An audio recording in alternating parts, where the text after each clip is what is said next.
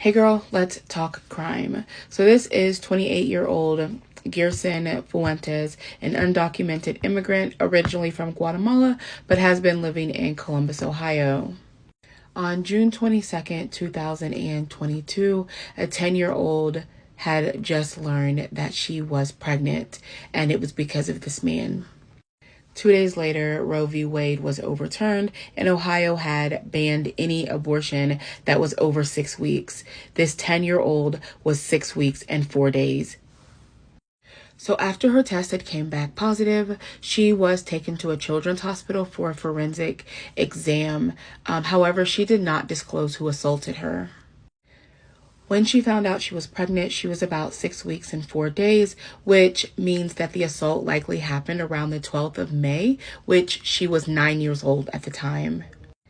On July 1st, 2022, her abortion was completed in Indianapolis, Indiana, because she was not able to have one in her home state.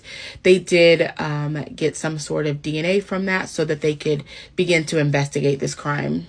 So authorities did go to her home in Columbus, Ohio, and they retrieved DNA from all the men that were living there, including Fuentes. So Fuentes was brought in for an interview as well as another DNA swab. And it was at that point that he had admitted that he had RAPED her on 2 separate occasions.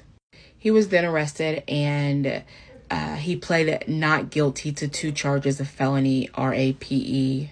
He was being held on a $2 million bond, and initially this was supposed to go to trial in January. However, it was delayed because of plea negotiations.